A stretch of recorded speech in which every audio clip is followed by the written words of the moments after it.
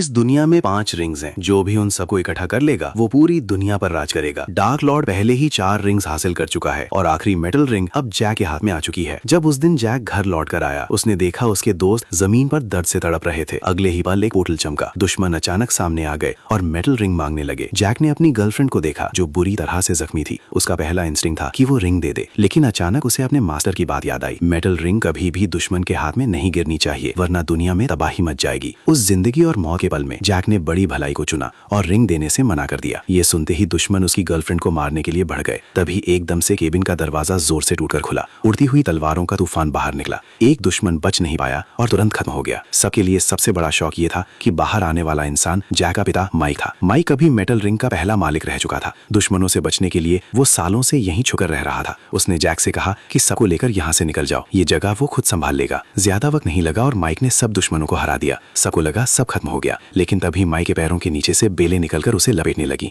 Jack की girlfriend भी फंस गई। डार्क लॉर्ड खुद सामने आया। उसने सिर्फ अपना दायां हाथ हिलाया और वो बेलें उनके शरीर को चीर गईं। जैक अपने अपनों को गिरते हुए देख रहा था और कुछ भी नहीं कर पा रहा था। आखिरी पल में उसका मास्टर रायन आ गया। उसने टेलीपोर्ट स्पेल का यूज किया और जैक को वहां से ले गया। जैक ने रायन से भीख मांगी कि उसे वापस ले चले ताकि वो सबको बचा सके। रायन ने उसे शांत रहने को कहा, लेकिन जैक नहीं माना। तब रायन ने उसे जोर से थप्पड़ मारा। तब जाकर वो संभला। जब जैक ने खुद पर कंट्रोल पाया, उसने रायन से पूछा, क्या सब कुछ बदलने का कोई तरीका है? रायन ने कहा है, लेकिन बहुत मुश्किल है। एक आर्टिफैक्ट है जिसका नाम ब्लैक लोटस है। वो समय में सफर कर सकता है, लेकिन वो सिर्फ हर 50 साल में एक बार खिलता है। जैक को डार्क लॉर्ड को फायरिंग हासिल करने से पहले रोकना होगा और जैक जानता था अगर वो फेल हुआ तो सब कुछ बर्बाद हो जाएगा। जैसे ही ब्लैक लोटस खिला, जैक ने वक्त के पार अपनी यात्रा शुरू की। ये उनकी आखिरी और इकलौती उम्मीद थी।